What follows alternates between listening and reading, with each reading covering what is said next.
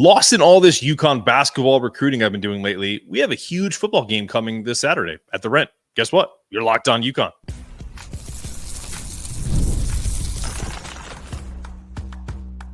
You are Locked On UConn, your daily podcast on the UConn Huskies, part of the Locked On Podcast Network, your team every day.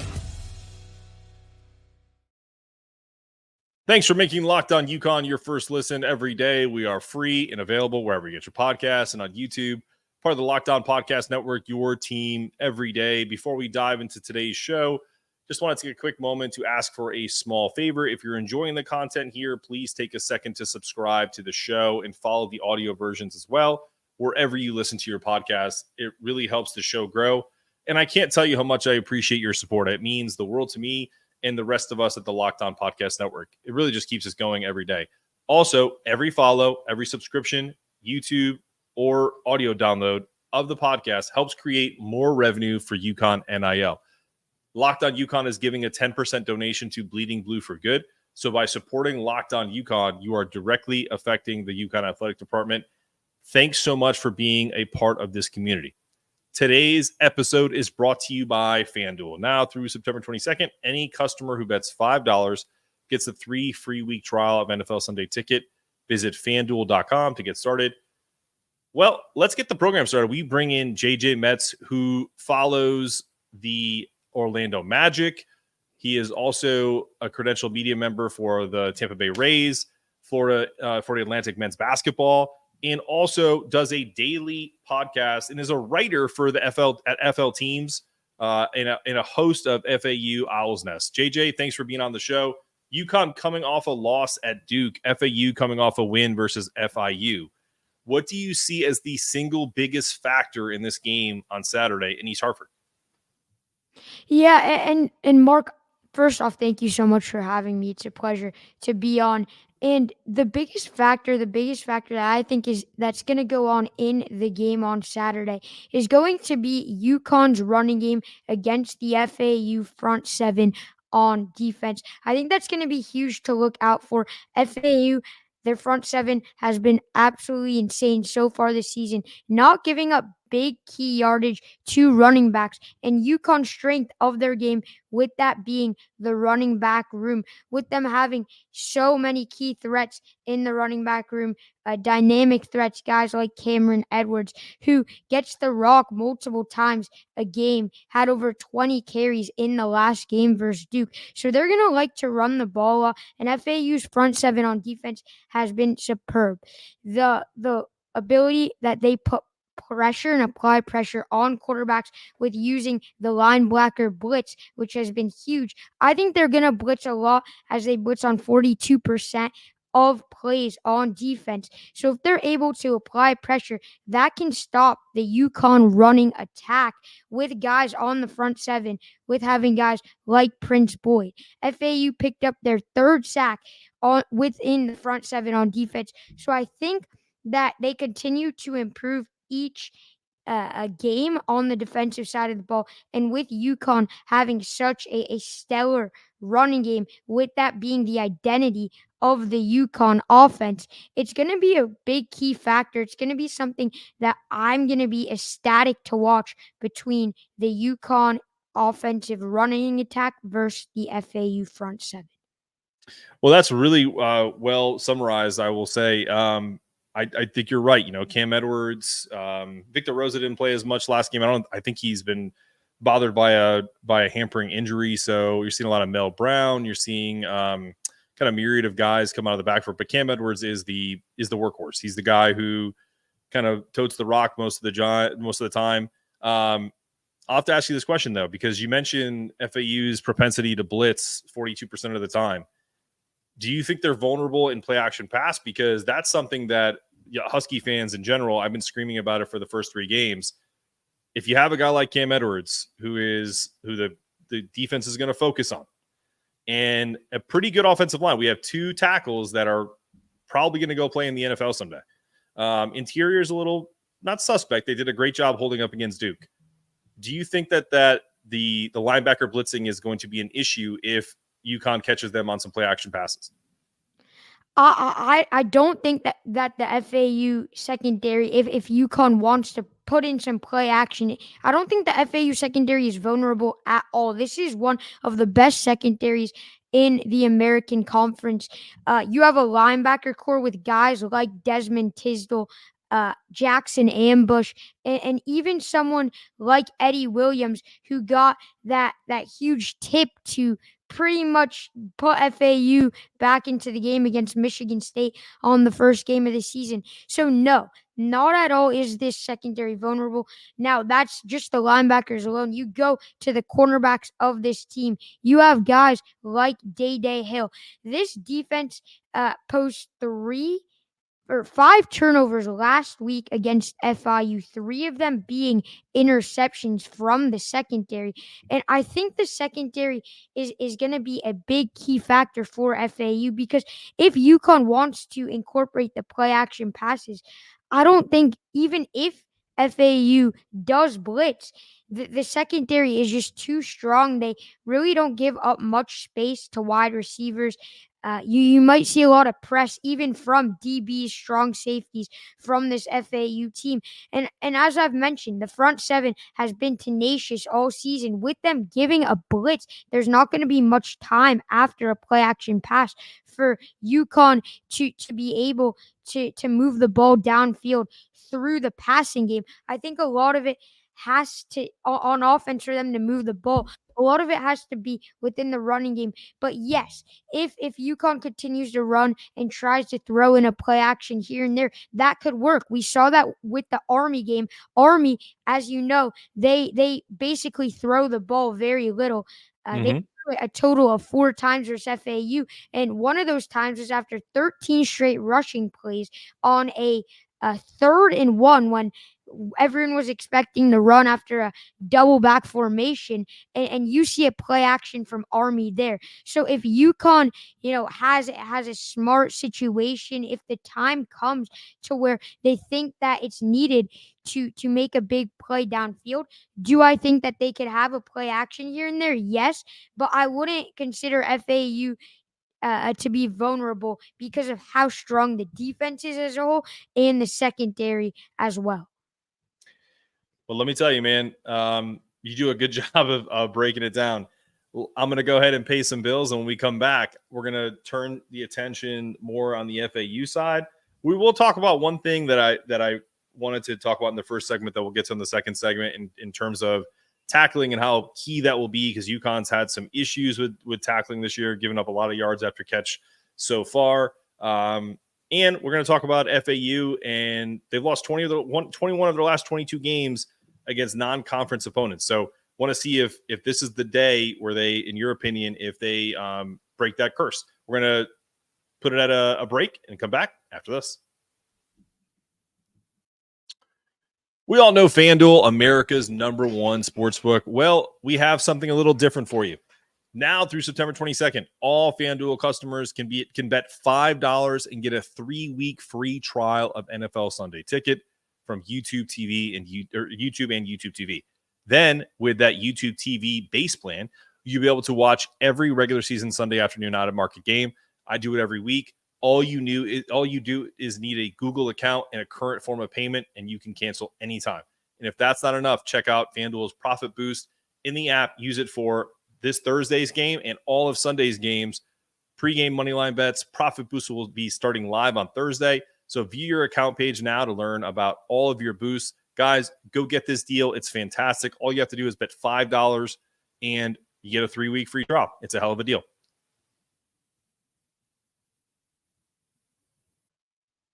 Hey, UConn fans, have you heard about ROY? It stands for Return on You. It's a new platform that lets you get involved in NIL like never before.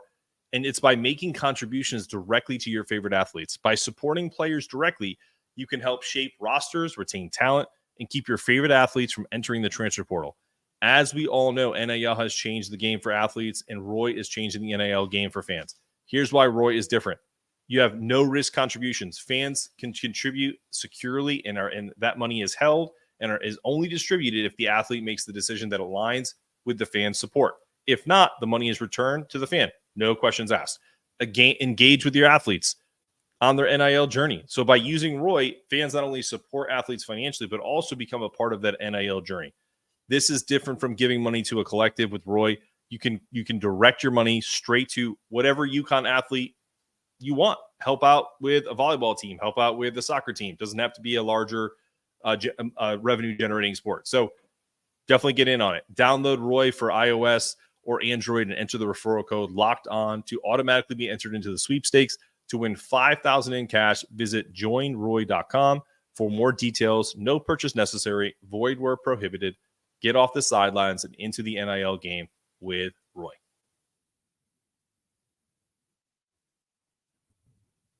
All right, we're back with JJ Metz. Let's get Roy off the stage here. Of the Owl's Nest podcast.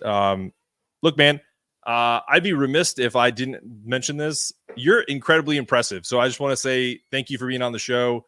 14 years old, doing a daily show, being a credentialed media member at multiple outlets, Orlando Magic, Tampa Bay Rays. Is this what you want to do for the rest of your life? This is obviously your passion, right? Yeah, Mark, and I see my parents, and when they want to go to work, they are not happy about that. And at a young age, I was thinking, what is my passion? What do I want to do? And I've thought about it. I've thought about it multiple times, and it hasn't been a hard choice. I love sports. I've always had a passion for sports. So to think I could have a career in sports, whether anything in the field, whether it's sports writing, sports broadcasting, podcasting, anything to do with sports, that would make my life so much better, because instead of being so mad come Sunday night before a long work week, I would be happy to go to work, and I'm trying to start young. I love doing what I do, and yeah, thank you very much for the kind words. I mean, dude, your parents should be very proud. I have kids, and I would say that I'd be very proud of them if that's what their outlook was. So I appreciate that. Let's get back to the show. FAU has lost. I mentioned this pre-break. Not to bring up negative stuff. I run a very positive show. However, this is just a fact. This is one of those like bullet points of why UConn will win this game. FAU has lost 21 of the last 22 games on the road against non-conference opponents. UConn is no longer in the American. FAU is. UConn's an independent. UConn has won, as a home team, has won 7 of their last 8 games. Why is that going to be different this year for your team? Yeah, I think, well, part of it is that this FAU defense, it gives the offense a chance to win every single game. And why I think that FAU can maybe put a streak on UConn's 7 of the 8 game home streak is because of how good the defense has. It's give up an average of 17 points per game. And you look at this defense, I mentioned the front 7, them being so impressive. Guys like Chris Jones, Eric Brantley, and Prince Boyd, multiple guys that all 3 of those had over 3 sacks last season. And the coverage is so strong downfield. As I mentioned, guys at the linebacker room, you have a Jackson Ambush and an Eddie Williams. They're right on you, like right away once they play the linebacker blitz. And it can just change a sequence of a game so quickly with how intact this defense is. Coach Rock Bellantoni, the defensive coordinator, has done such an impressive job. With 2 years ago, FAU being outside the top 100 in FBS in total points allowed and yards allowed. Last season, Coach Rock got FAU inside the top 70 of both categories. And with them just letting up 17 points per game to 3 FBS teams in 3 games is something that is very much so a positive and an encouraging look for FAU fans. So they can definitely change UConn's big streak just based on the defense alone.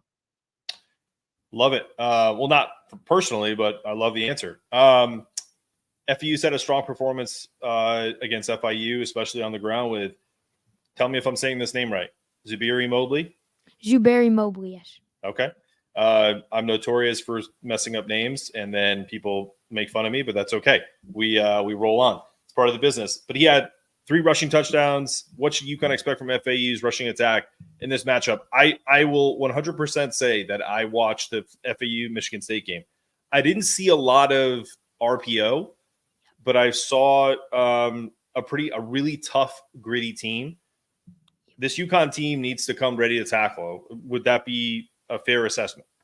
Yeah, and first off, Mark, no problem with the butchering names. I'm in the same boat. And that was actually a good pronunciation of Thank you. Zubairi's name. A lot of people I do actually butcher it.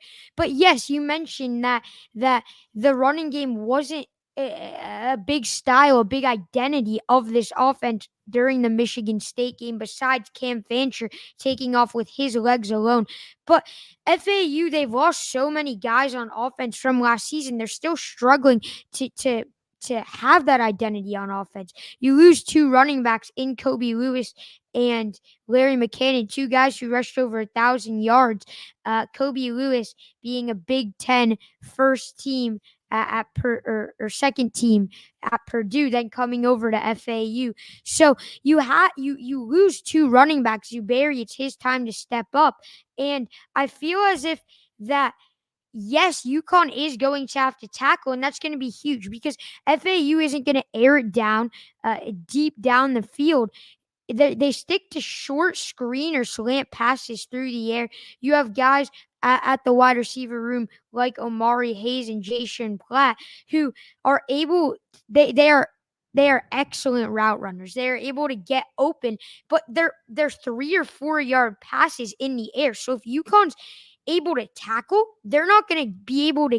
FAU's not going to be able to get many yards because there's 3 to 4 yard passes. You're not playing a FAU team as opposed to 2 years ago with N'Kosi Perry, where he's throwing like 15 yards downfield per play, where even if you do tackle, you're still giving up first downs. Cam Fancher isn't going to throw it downfield. So tackling is going to be the main key that UConn's going to need on defense to be able to stop the FAU offense, because they're going to run the ball 60 to 70% of the plays, and when they do throw it, it's going to be short passes. So if FAU is able to escape tackles, it's going to be a good day for them on offense, but if they're not, it's not going to be a good day for them. I will say that one of the things that I am nervous about in this game is UConn plays a 3-3-5 defense, and what that typically means is it's zone. They don't run a lot of man-to-man. They don't run a lot of press. And when FAU is effective as a passing team, it is typically, as you said, shorter passes. And a lot of the games this year against Maryland, against Duke, hell, even against Merrimack to a certain extent, when they did score points, it was shorter gains, longer results, a lot of yards after catch. I am curious from UConn if they'll switch things up a little bit, if they'll end up kind of playing a little tighter coverage, or if they'll give cushion and play that kind of bend but don't break, knowing that FAU is going to want to run the ball more. But that'll be an interesting thing to watch. One question for you before we get to the last segment. FAU's win over FIU came over after nearly a year without a victory. What's the key for FAU to build on this momentum as they face a little tougher competition in UConn? Yeah, you have a lot to build on, and you mentioned the bend but don't break defense. That's what FAU did in the game versus FIU, and I wouldn't even say it was a bend to break defense because they didn't let up everything. You're in a situation where you're down 7-0. You have 3 straight 3-and-outs. And you have your pump blocked. So the momentum, the aura is so down within the team. You have your pump blocked. FIU has the ball at the 12-yard line. They're up 7-0. The FIU fans that come to Boca are so happy. And FAU's in a moment where they don't have momentum at all. And FIU has it at FAU's 12. And 3 plays, all negative yards. Field goal attempt, no good. From that moment on, FAU's offense was firing on all cylinders, especially through the ground game with Zubairi Mobley being able to get huge gaps from the offensive line, which the FAU's offensive line is so talented. You do have the 2 big tight ends and Zeke Moore and Wyatt Sullivan, who are excellent blocking tight ends. So the offensive line really clicked that opened up gaps, and from that 7-0 swing that they were able to turn it around, they had a 38 38-10 lead in the game, and momentum and confidence was so high. So what can you build off? Well, I think the problem in the first two games was finding an identity on the offensive side of the ball. And Coach Herman even said in his press conference that the offense is nowhere near average to where he wanted its expectations to be. So FAU's going to have to establish the run, make it part of their game, their identity, and that's some momentum that they're going to have to build on to. You mentioned the tackling problems for the UConn defense, and if the offensive line is able to block as well as they did, they were able to block on the outside, as I mentioned. Both Wyatt Sullivan and Zeke Moore just played in a fully blocking mode, the tight ends, where FAU is able to get outside, find some gaps through an inside zone, or maybe even play a couple running back tosses out to the left or right. And I think that that's something that FAU needs to build on, is the running game especially. You're a wealth of knowledge. Let's come back and talk predictions and get into the last segment. We have some fun. I have a funny segment for you that I want to bring up last segment. It's a challenge, and I want to see if you'll take me up on it. Coming up after I pay some bills, after this.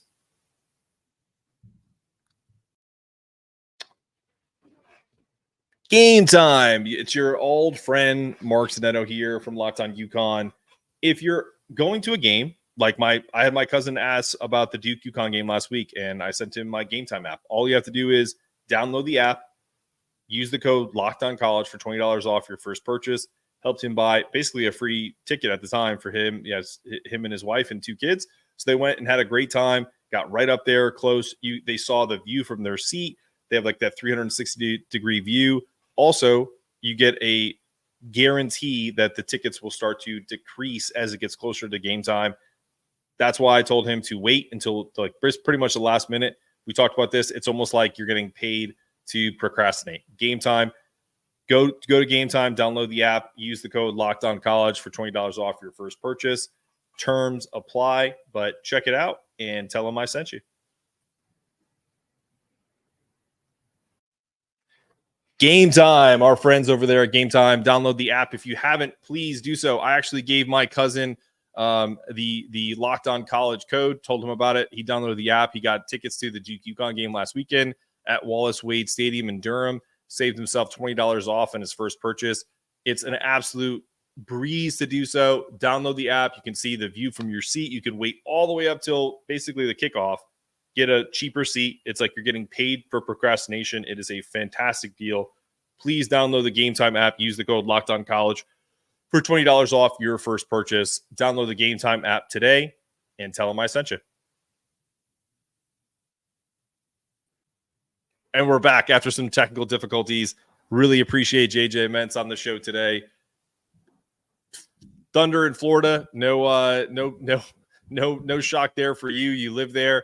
Adds a little drama to the show. All right. So I typically, when I have a guest on and it's an opposing team, there's kind of like a friendly wager. There's no money involved, obviously. But if it's a pretty close game, the betting favorite is FAU is getting 2.5 points.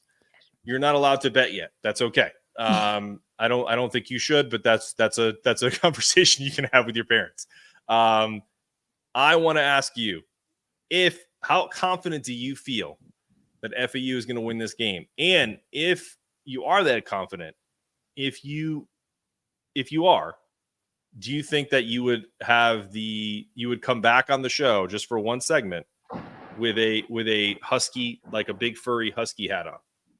Yes, I would 100% come back on the show with a big furry husky hat on.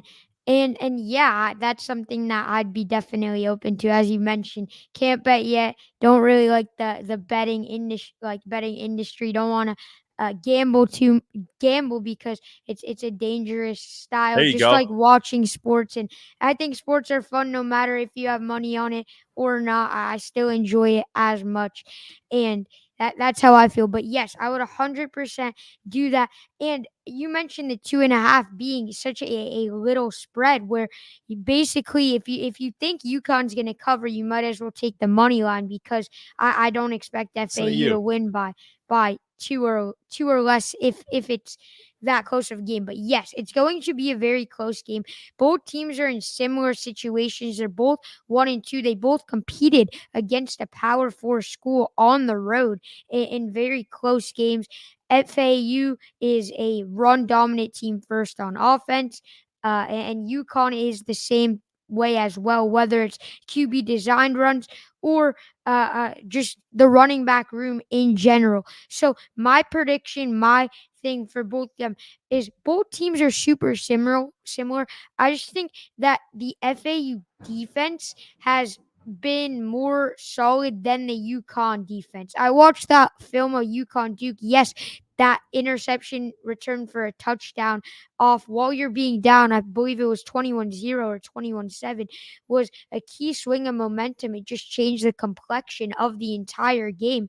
So UConn being able to force key turnovers in big moments is something huge. However, I feel like the defense has given up a lot of points still. You give up 50 points to Maryland, 17 to an FCS school in Merrimack, and 21 points to UConn, where FAU's defense has been just so stellar compared to a UConn offense that's had its moments. It can definitely put points up on the board, but a lot of that is through the running game. And FAU's front seven, as I mentioned, is just so dominant, Solid. so tenacious.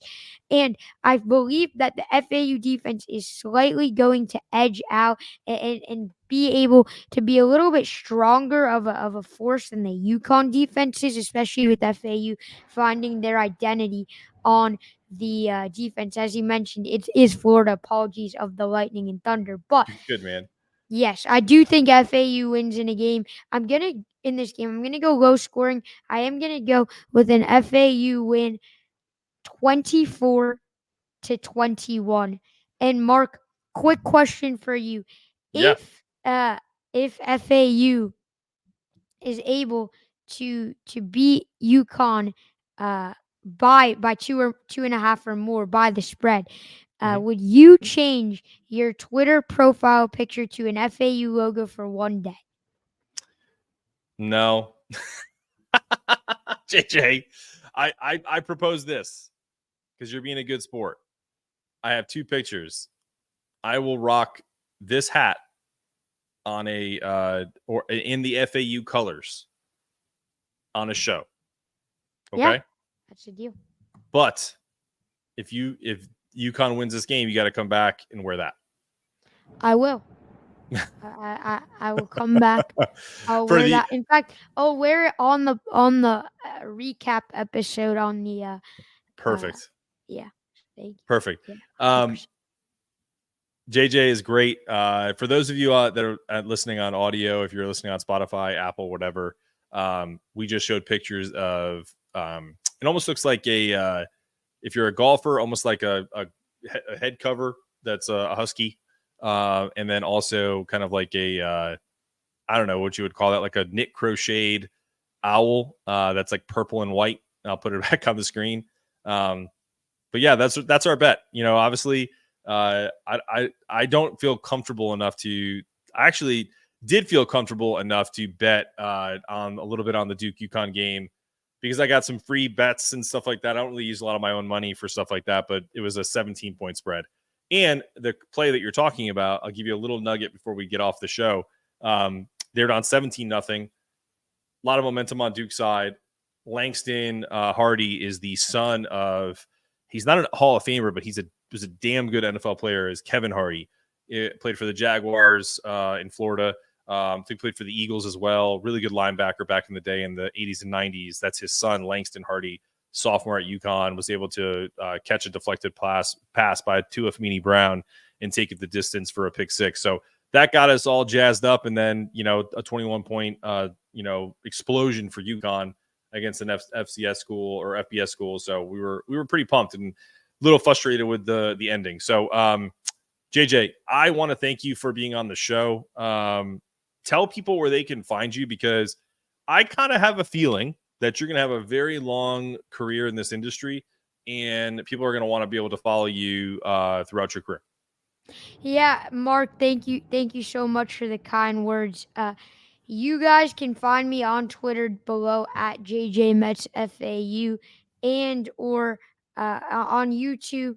You could follow FL Teams, my daily podcast, going over all teams in the state of Florida, the current state of them, or you can follow FAU Owl's Nest, another site as well, another blog/site covering FAU in the FAU industry. You could see a lot of my work on there. But Mark, I do want to say this, and you've said a lot of kind words to me. Your show as well is a very fun. Listen to it. I know it's a new show, but yeah, definitely something that has got a lot of success in a short amount of time. And yeah, I've been watching. Fun fact: I was watching a lot of UConn, FAU UConn. So Yeah, 2 years ago in the Final Four, both of them were in the Final Four. that's correct. One matchup away, and then last year FAU they blew a big lead to Northwest. They blew a big lead to San Diego State to possibly play UConn in the national championship, and then last year blowing a big lead to Northwestern as well, being up 4 points with 20 seconds left. But was close, hoping to get that basketball matchup between the two because those are the dominant programs in both our athletic program sports. So really, huge fan of this show. Keep up what you're doing, 100%. UConn has a big fan base, like the UConn fans, and really appreciate you having me on. It was a pleasure to be on. Definitely going to check you out and listen to the show every day. Well, JJ, I really appreciate you, man. I appreciate you reaching out and seeing if we're getting this all worked out. I'm glad it definitely worked out. That's all for us today, guys. If you're also, just real quick, if you're obviously into college football, watching this show or any of JJ's stuff, check out college football, the Locked On College Football podcast with Spencer McLaughlin. He has a show on YouTube and wherever you listen to your podcast, just like us. Remember, I'm also just throwing this out there. For anybody that listens to my show, my wife is giving birth in 2 days. So next week, when you have some special shows that kind of seem a little out of place, that's why. They're kind of evergreen shows. I did some special stuff for you guys. Should have about 2 to 3 kind of pre-recorded shows that have to do with our national championship teams. So just to kind of give that out there, just so everyone understands it. I'm sure people are also going to be like, where the hell is he? But that's okay.